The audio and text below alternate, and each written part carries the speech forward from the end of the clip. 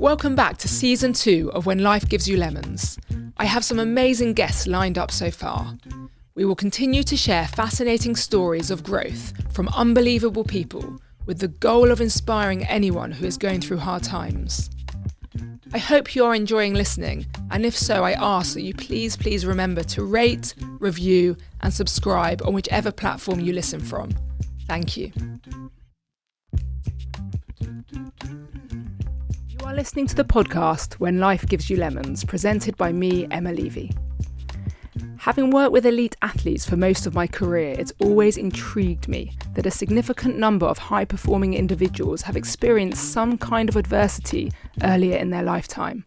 My fascination into this grew when I had my own brush with adversity, when I was diagnosed with breast cancer in May 2020, in the midst of the global pandemic at the age of only 36.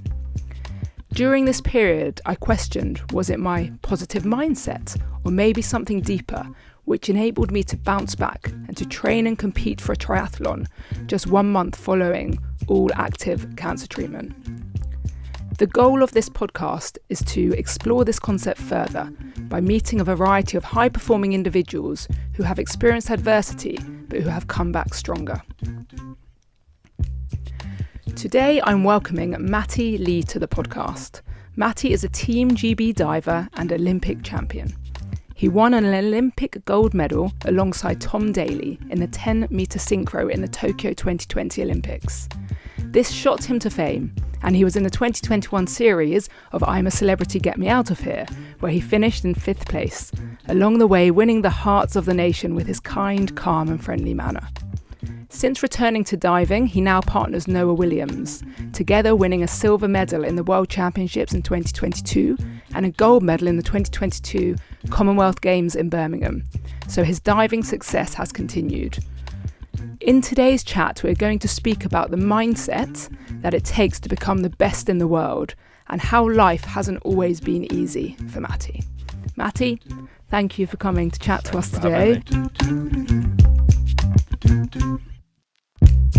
There's a lot I want to talk to you about, and thanks for coming into the studio because I know what a busy, hectic training schedule you have. So thank you for taking the time. No worries. One of the things that I love about working with you divers is the respect that you give each other, especially as you come off the 10-metre platform, and how when you do a good dive, or actually when you do any dive, everyone still claps every time. Yeah. And I love that respect that you give each other, and also the respect that you give to yourself when you're coming off that height, because it's bloody scary, no? Yeah, no, it's very scary, but it's really unique because, like, I don't know, I feel like in other sports, obviously I don't know firsthand because I have never been involved in a high level in another sport, but we all encourage each other, we're all supporting each other, and I don't know where, even worldwide, even with all the other international divers, where it's a weird family vibe. Like, yeah, we compete against each other, but I think it's because diving, it's like it's hard, and like it's also scary. Like I can't imagine waking up every morning to do my job, which is in sport still, and not be scared. I'm scared every day because I have to fling myself off 10 metre, doing flips, twists, making sure I get it right. Yeah, and that's amazing that you do it every day. And every day you're scared. Yeah, every single day. But I think that's why everyone respects each other, and like supports each other. Like when someone does a good dive, everyone claps it. But I feel like, I don't know, Dive London at the minute, I feel like everyone's clapping everything, and I'm like, hold on a minute, like you got to do a really good, like you got to do a good dive. You got to earn the clap. You got to earn the clap, yeah. So it's not an easy job you have, and I think the last few years have been a bit of an emotional roller coaster for you. And am I right in saying that emotional roller coaster probably started when you had to move from Leeds to London to train alongside Tom Daly in preparation for Tokyo? So how did you find that transition initially of coming from Leeds to London? I mean, like obviously when the decision to move my life to London was an easy one, because obviously, of course I want to do Synchro Tom. Of course I want to try and go to the Olympics and win a medal. So it was kind of an easy decision. However, it was, I think, so the way we get paid is through funding, UK lottery sport funding, which is a great scheme. But I was on quite a low level because it changes every year depending on how well you've done. And I basically got told to do to learn a back 3.5 somersaults pike to then do synchro with Tom. So I was like, okay, I'll learn that. And because I learned that, then I wasn't that good at it straight away, because that's quite normal. It's a new skill. And in the competition, I didn't do very well. And then I basically got dropped to a low level of funding. I obviously won't say how much I was earning, because it was nothing, especially whilst trying to live in London. But luckily, British Diving actually helped out. And they usually don't do that sort of stuff, but obviously they saw something which saw why, like, you know, the reason why I wanted to move is because of, you know, the hopes of getting a medal, and that's what it's all about in Olympic sport, especially the organisation. All they care about is medals. So luckily they did support me to a certain extent.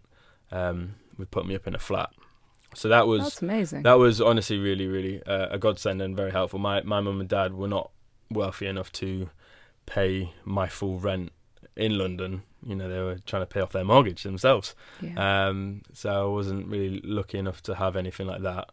But yeah, it was definitely, that's when the roller coaster obviously started, because that was a big change in my life, and I'm not very good with change. Yeah, and the year before Tokyo was challenging for you, wasn't it? With injuries and everything else. How difficult was that journey to be selected to go to Tokyo with Tom? I mean, like, I think that the most difficult thing was the expectation. You know, I'm stood next to Tom Daly, like a household name, a celebrity, and someone who has achieved so much in the sport. And like, it's different gravy when you're trying to not compete against him, but compete alongside of him to equal him. And to be fair, I feel like I took that in my stride in the year of the Olympics. I don't really know what happened, but I just really excelled, which was incredible. But yeah, do you think you were motivated by his success, or? Yeah, of course. Yeah, I was motivated by his success, because I don't know, like, I wanted to be as good as him. I looked up to him as a child as well, so it was kind of like that's special, a full circle in a way. Like, his poster was literally sounds weird. Like, it was a diving post. He was like, it was a pose in diving. Like, he was mid dive and the photo was taken, and I had it on my wall. It was like there was like a swimming magazine. I don't know if they do it anymore. But it was like a monthly magazine, and like in the middle of the magazine was the poster, and I'd rip it out, put it on the wall. And then years later, I was also in that magazine. So that's very cool. Yeah. So suddenly you're diving alongside your childhood hero. Some people could have crumbled under that pressure, but you excelled. Why do you think you did excel? I mean, I feel like because this is my best chance of becoming an Olympian and making my dreams come true. Like, from a very, very young age, I knew what my goal was. In my primary school yearbook, it literally said, like, my dream was to become an Olympian. And then so that was in year 6. I don't even know how old I would have been, but very young. And then by year 11, so like in I don't know, 6 years or whatever, or less than that, it changed, and in my yearbook then it was to become a gold medalist at the Olympics. So I always knew what I wanted to do, and I know how hard it is in diving. Like, I don't know if you're obviously not used to, if the listeners don't know much about diving and stuff, like, China are so dominant in diving. It is very unheard of to beat them. It never really happens, and I think since like the 2000 or 2004 Olympics, at each Olympics they dominate every single event apart from one. There's always one that another country gets that gold medal off, which I'm glad I was part of that, because I don't want them to have a full sweep of medals, because that's too good. That's too good. Well, it's boring anyway. Yeah, exactly. Yeah, so it's unheard of. So I knew this was the best chance to do it. So I just full sent myself into it. And to be fair, actually, a lot of things in my life, like, I was in a relationship when I was younger, and I was with her for 4 years, from when I was like 17. I'm terrible at maths. 21. Yeah. And it was like, and I'm pretty sure it was longer than 4 years, and I'm pretty sure it was longer than when I was 21. It was just one of those back and forth relationships, but it was my first love, and I it was great, but at the same time, I think it did hold me back a little bit in my career. Because it was a young love, and sometimes the young loves are not always good. Yeah.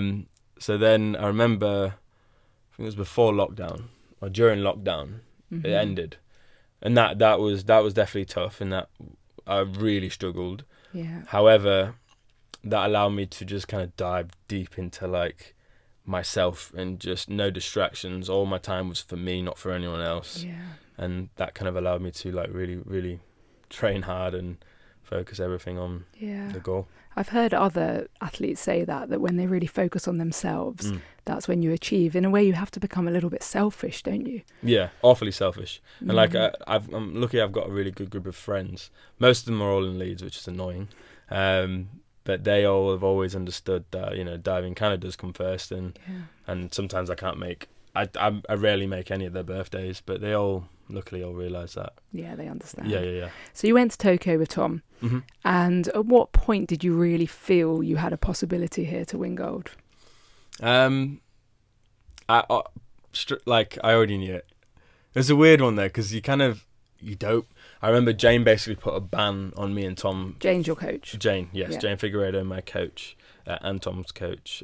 She put a ban on us mentioning the word gold. Which was funny because I swear she was the first one to be like, yeah, we're going for gold, like a year before or whatever. But she put a ban on it on that year. But in my head, like it's one of them things. Like I remember I worked with my psychologist at the time, Mike. I remember telling him I have a lot of dreams, Mike, and these dreams are me. Like I don't know if it's a good thing, bad thing, but I'm like constantly thinking about the Olympics. And he was like, yeah, what part? And I was like, well, just the end part. And he was like, oh, what's the end part? And I was like, me and Tom on top of the podium. And I was worried because I was like, I don't like that. But it was like, well, you're not dreaming about anything bad happening, so use it as fuel. And I kind of did. I was like, well, that's what I want. That's what I've been dreaming of. Yeah. But that whole year, we did not lose any competitions. We won so there was not many because of COVID, but there was the European Champs, there was the World Cup, which is the test event in the Tokyo pool. So we got a taste and feel for the pool.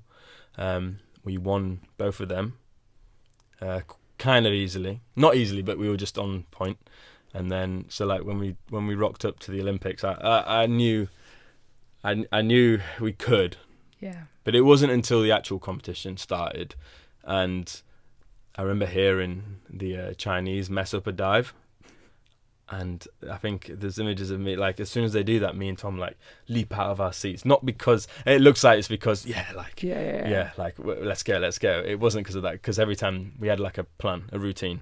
And every time the Chinese would go, that would mean we'd then get up and then start warming up slowly and da-da-da-da. But it kind of looked like we were, like... cheering. Let's go. Yeah, sort of thing.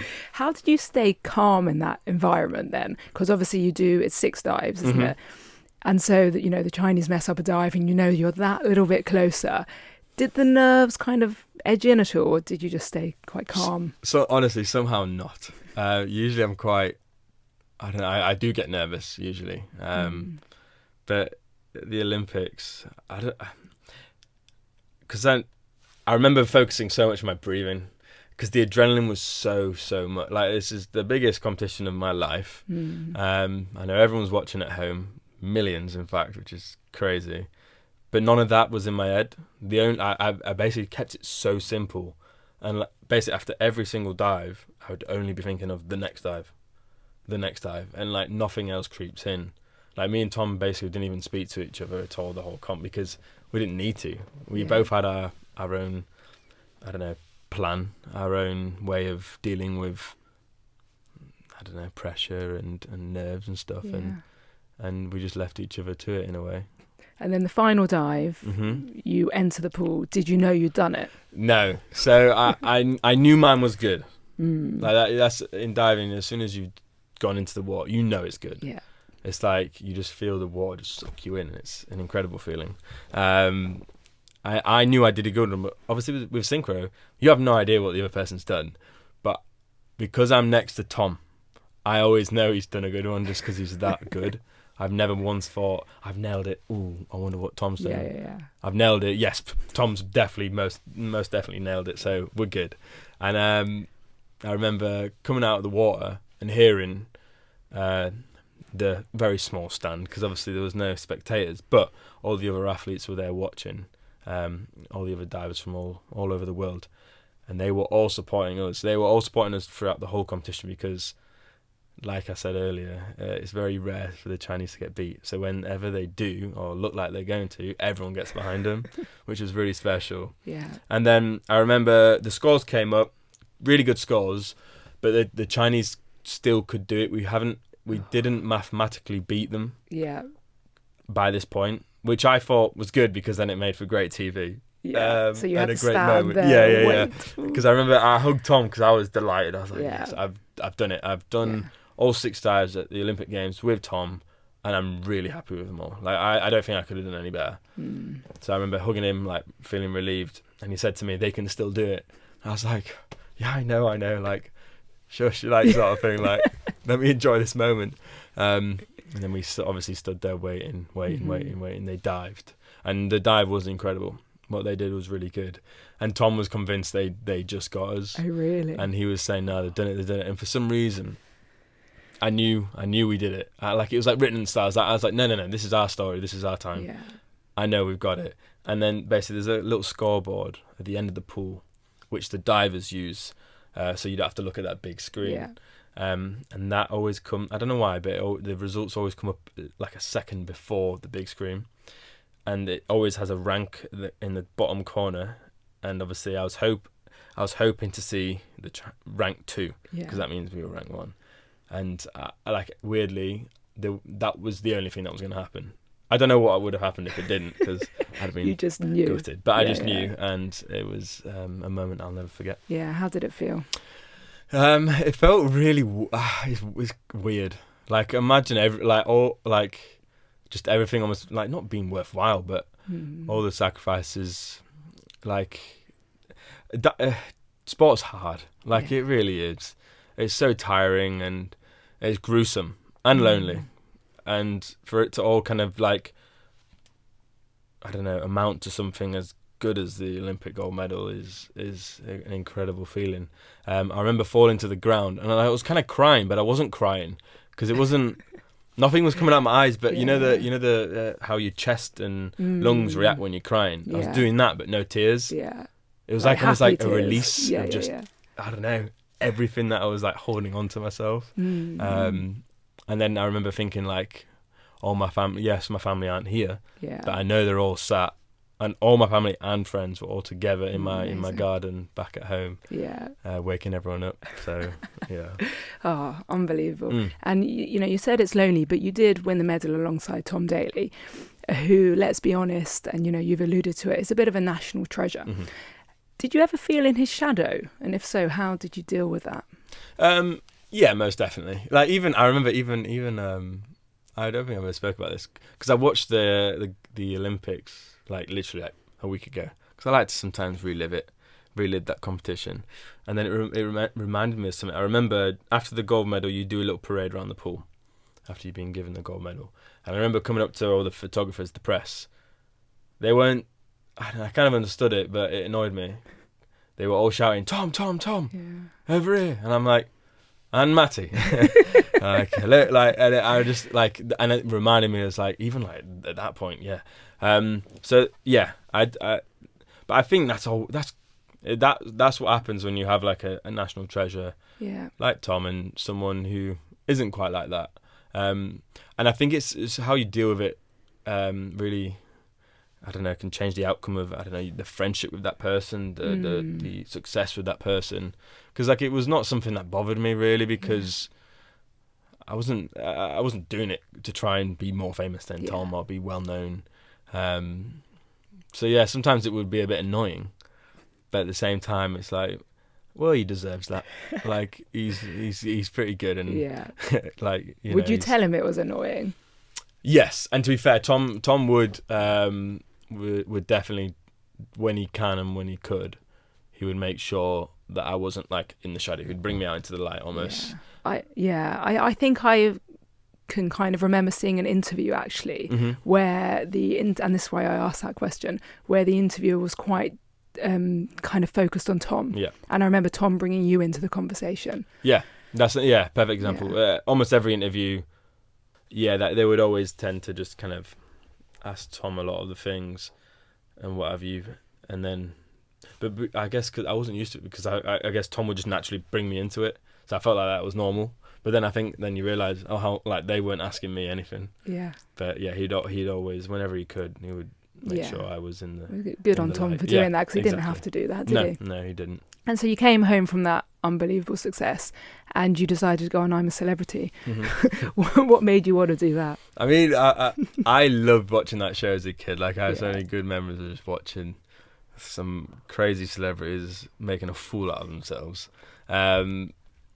And Ant and Dec are just legends. Yeah. I basically literally landed at Heathrow after being in Tokyo. Olympics still going on, because I had to leave like 2 days after my competition. Mum, Dad and my brother Tom were there to pick me up.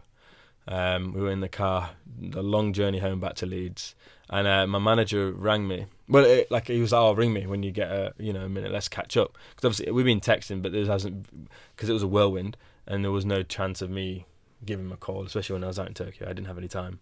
And then I rang him, and that was when he was basically like, "Look, I've put your name to the casting, casting of I'm a Celeb, and they're interested, and they want to meet you to get the vibe." That wasn't like you're doing it, but that's like they're interested. Yeah. And I remember kind of I was obviously just, I don't know, my brother was there. I think my mum was driving.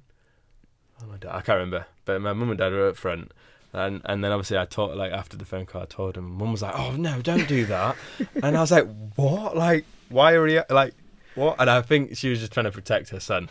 Like, I think and I can understand that, because a lot of things are probably going to slightly change for a small amount of time or whatever. And she's probably like, "No, like my little boy." But I remember my dad and my brother were like, "Yeah." Like, absolutely do that.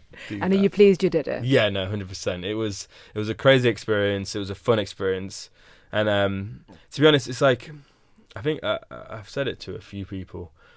Like, being an athlete, you don't feel like a celebrity. I've never once felt like a celebrity. I've never, like, every time I've gone to these cool awards or been in the same room as what I perceive as celebrities, I'm like, yeah, no, we're different people. But then I've been reminded by those people, like, "No, mate, you're way cooler. You literally compete for the country. You went to the Olympics. Like, we're just, I don't know." But do you enjoy being that celebrity? Yeah, no, I definitely do. I definitely do. I just like being a bit more, I don't know, like, just real. Yeah. I like to portray myself as just me and not changing for anything or person or whatever, and just kind of. Yeah, well, I think that's why you did so well on the show, because you came across as very natural. Yeah. You weren't pretending. I feel like people could relate, because I am just a normal kid from Leeds. And I wasn't, like, you kind of notice on those sort of shows, like, you forget that you're on there with actors and they can act. And like, were you aware of that at the time, of who you thought was acting? No, I was completely oblivious of all that sort of stuff. I didn't really know there was game, like, people go on there playing a game. Like, they want to win, because obviously it helps their career. But obviously my career is diving. So, yes, it might help sponsorships and that sort of pull, but it doesn't help my diving. It's actually not helping at all, because I'm not training. So it doesn't really, like, I just went on it to have fun. Yeah. And I really did. And I met some amazing, cool people that I'm still in contact with today. Yeah, brilliant. So then you come home from that, and you've achieved one of the top accolades in sport. How did you motivate yourself to come back to diving and to continue training for another Olympic cycle? Yeah, it was definitely a tough period. I was really confused. I really didn't know what to do. I remember calling my manager saying, like, "Look, like, I'm scared that all of these opportunities are not going to be there when I actually am ready to stop diving. Like, should I stop diving now and take on these opportunities and stuff?" And luckily I didn't, because I wasn't ready to give up. I love diving, and I was young. I was like, 20, I was 23 then, and like, I'm 25 still going. I definitely can. Well, next year is the Olympics, so yeah. all that sort of stuff. But yeah, it was weird. Like, I was fully ready to kind of stop, but only because I was just worried that this little, I don't know, spot of fame and attention was just going to disappear, which it kind of did, which it naturally does. The Olympics and sport, especially Olympic sport, are only really relevant once every 4 years, which is a shame. It's a massive shame. Yeah, huge shame. Especially diving, it's not a very well-known sport. But for some reason, like, at the Olympics, it's like one of the most watched sports, which is great to know, because I am part of that sport. But yeah, it took me a while to find proper motivation. Like, I kind of just wasn't really enjoying it. I especially literally like 3 days after I got not kicked out but voted out of I'm a Celeb, I was back in London training. 3 days. 3 days. So you didn't give yourself a long. No, and I kind of wasn't really allowed, I guess, because I had to ask permission to have time off for the show, which gratefully no one had any problem with. But obviously the deal was to come back to it straight away. Now, hindsight, looking back, I should probably taken a week and actually just gone to Leeds instead of London, where I don't really have many people. I should have been with my family and friends in Leeds, but do you think, looking back, you had like an element of kind of post-Olympic depression? Yes. So I'm very aware of that post-Olympic depression. People go on about it a lot, and obviously I've never been to the Olympics until then, and I was kind of ready for it. And people warned me it's going to be big because you reached the top bit, the most top bit of the Olympics. And so, like, with that, it will come eventually. And it didn't come until after I'm a Celeb. That's when it all hit me. Yeah. It's because after the Olympics, I was just on that high, on holiday. Like, people in Spain, people recognizing me, like some Germans, some Spanish people. I'm like, what the heck? This is crazy. People follow me on the beach and stuff. And then I had the excitement of I'm a Celeb, did that, and then it was boom, back to reality training. That's when it all hit me, and I really struggled. I luckily lived with my best mate from Leeds, Aidan, and that was very helpful. If I was probably on my own, I would have struggled big time to just, I don't know, dive and carry on diving. So how did you get through it? I kind of just not pushed through, but I had a lot of discussions with like people like my mum, my dad, my manager, my friends, and they said, like, what got you there in the first place? And I was like, well, training, diving. I was like, yeah, like I was just worried that none of these opportunities was gonna ever come again. And when you've had a feel for these things, it's like, I want that again. Like, so it was like, well, do it again. Yeah. Train another 3 years to the next Olympics and do it again, and then you'll get it again. And I was like, oh, okay. And that kind of made sense to me. And are you enjoying it again now? Yes, I am. Now I am definitely enjoying it. For sure. It feels normal. Yeah. It feels like it's my day job. It's what I love to do. And we're now we're literally in the middle of like flying everywhere for competitions, which is the thing competing is the thing we train for. Yeah. Training's horrible and hard and not always fun. Yeah. The competing's the fun bit. Yeah, and you and Noah just got a silver medal, didn't you, at the World Cup last week? Yeah.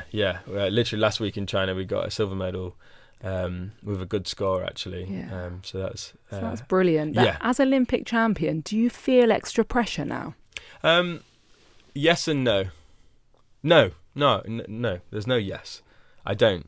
I know people think that I might have extra pressure. I remember Alex, because Jane, my coach, she had a year out after the Olympics, which is also something I struggled with. When Tom, the people that I could relate with the Olympics and winning that gold was Jane and Tom. They were the only people that knew how that felt, and they were both not there. Tom took a year out and is still taking that year out, and Jane also took a year out. So that was also a really tough thing for me, because I'd look around and no one, I couldn't relate to anyone. So that's something I really struggled with, but I'd try and meet up with Tom as much as I could and FaceTime Jane. So that definitely helped. I actually kind of I don't feel the pressure. I actually kind of thrive off it. I'm like, well, yeah, I might get a few extra points because I'm the Olympic champion, sort of Yeah. thing. Like, and that is a thing in judged sports. Like, Yeah. the more well-known athletes, the more successful athletes don't get they don't get loads of points more, but they might get half a point more. Mm. And I don't disagree with that. I'm like, well, they deserve it. Like, they've Yeah. worked their ass off and they're really good, Yeah. sort of thing. So, like, as a joke, I always say, well, I got an extra half point, I'm an Olympic champion. Yeah. So you thrive under pressure. Yeah. And, we've talked about you having a difficult few years, this emotional roller coaster. And then, sadly as well, at the end of last year, your dad died unexpectedly, which, again, I'm so sorry for your loss.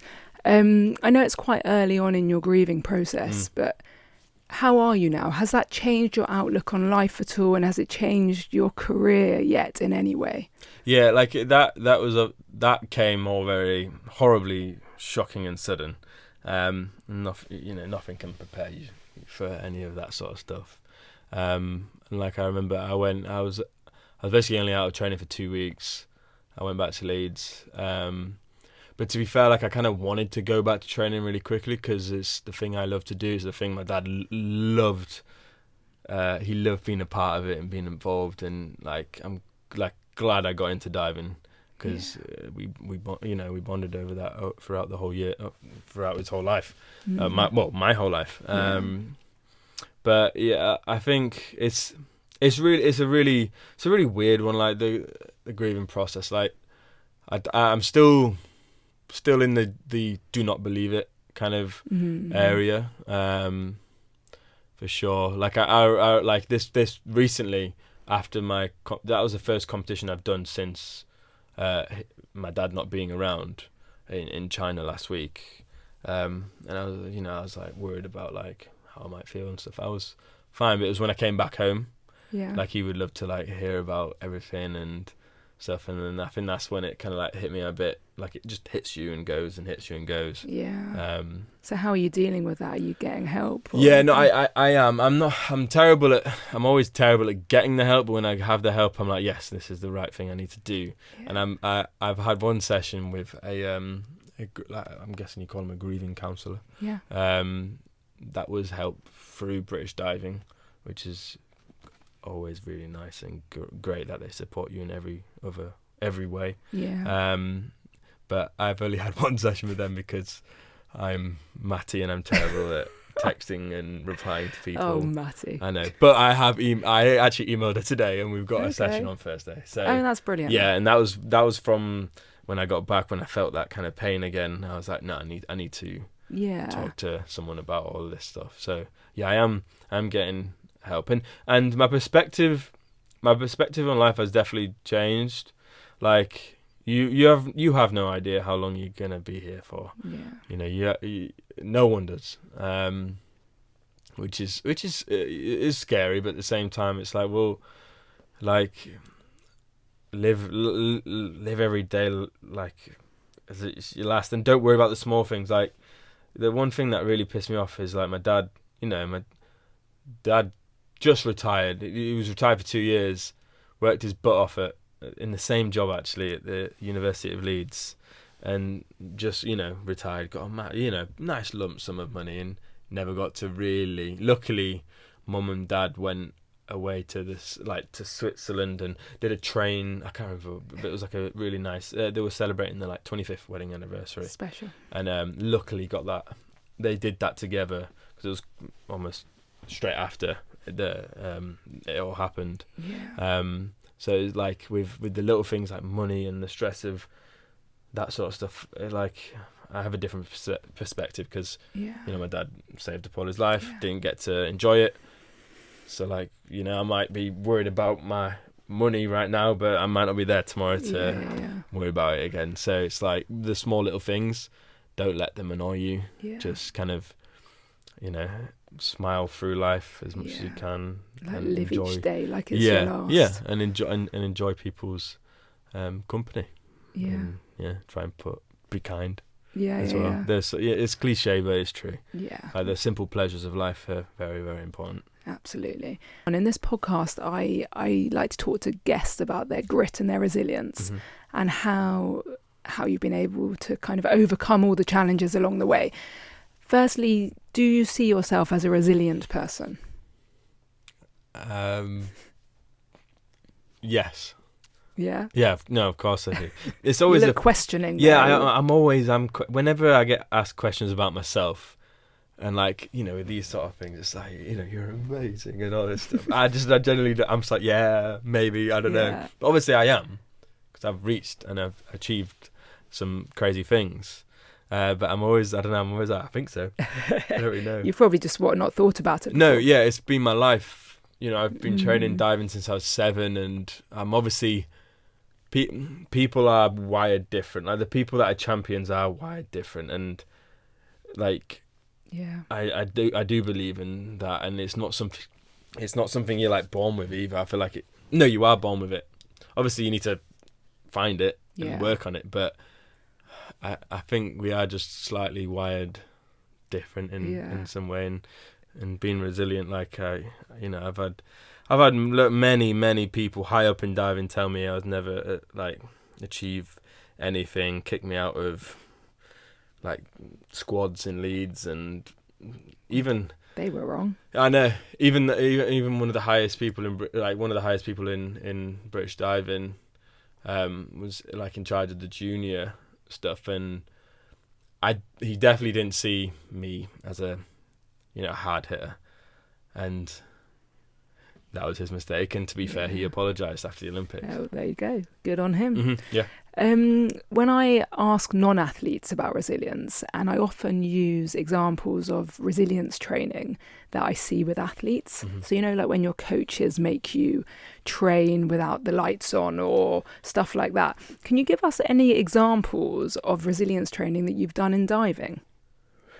I'd say with diving, obviously, like, you wouldn't just turn the lights off, because it's a bit dangerous. It's really, like those sort of things is quite dangerous. However, where like Jane would throw in it's almost like throwing a spanner in the works, because on the day of the competition, whatever competition it might be, sometimes you can plan as much as you want, but it's all, plans don't always work out. Yeah. Things change that's not in your control, and it's always about making sure everything in your control is done correctly, but also and that's where I'm good. I'm not regimented. I can be a free spirit in a way that if something happens, I'm like, oh, okay, yeah, the plans change, that's fine. You're quite relaxed about it. Flexible. Yeah. Yeah. And so, like, for example, you could turn up to a competition knowing you've got an hour's worth of training before the event, but for some reason you only got 20 minutes. It's like those sort of things. And so my coach Jane would definitely, we'd do practice competitions where she'd say, you've got half an hour to do dives, and let us only do 2 dives. I'm like, okay, technical difficulty, you've got to now compete now. Yeah. So those are the sort of things that, like... And have I heard them doing like commentating before to throw you off? Yeah. I guess it's kind of, it only throws us off because we can hear our coaches do it. Yeah. Usually it's always the same woman. Like Jill, she's an amazing woman. She always announces our national championships, and luckily she announced the Olympics. So like that was like a one little thing where I felt like I was up in the world. I was like, me and Tom, like, this is all very normal. Me and Tom have heard her announce our dives loads of times at nationals throughout the years, and here she is at the Olympics announcing our dives. And it's like, maybe I shouldn't say that, because maybe that's like...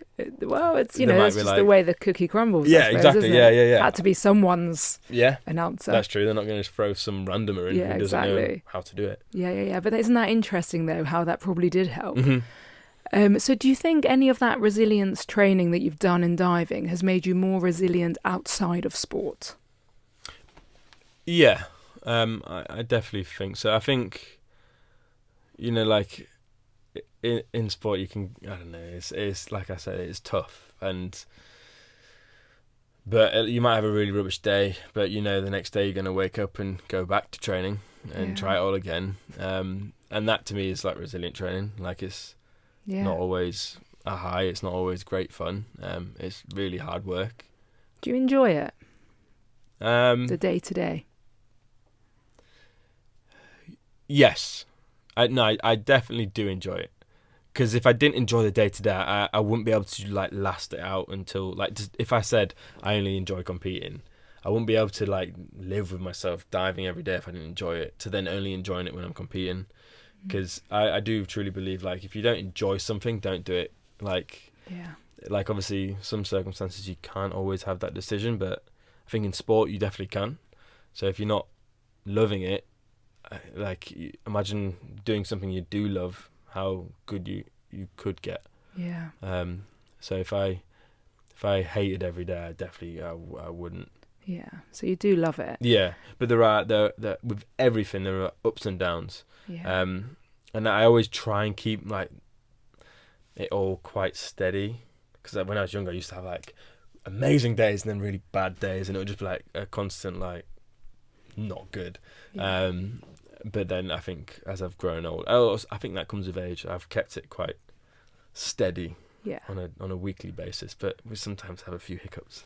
So I was going to ask you actually if there's any specific strategies you've used that you think have helped you get to where you are today. So one of them is you've kept it quite steady. Anything else that you've specifically used, like, you know, things like, I don't know, mindfulness or yoga? Or So I haven't used it recently, but I think the reason is because I used to do a lot of mindfulness app. That one. I used to do a lot of that prior to the Olympics. And I'd do it almost every day in between training.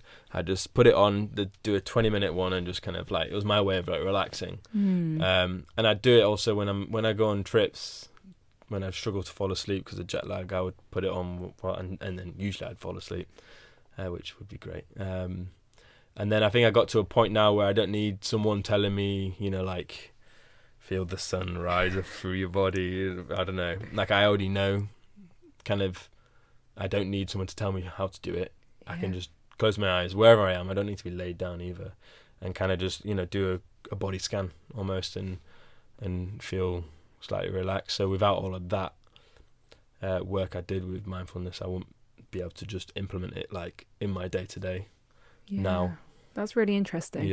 And I think it's really important, that kind of mindfulness breathing work, and I think probably not enough people do it. I agree. You know, like, I feel like the brain and the body's like, it's so in tune. Well, I read that, you know, a really interesting quote: there is no mind without body and no body without mind. Which, it's so true. So we need to control our mind if we want to improve our body. And you do forget it sometimes. But you reminded me actually a couple of weeks back when I was quite heavily injured at the start of this year.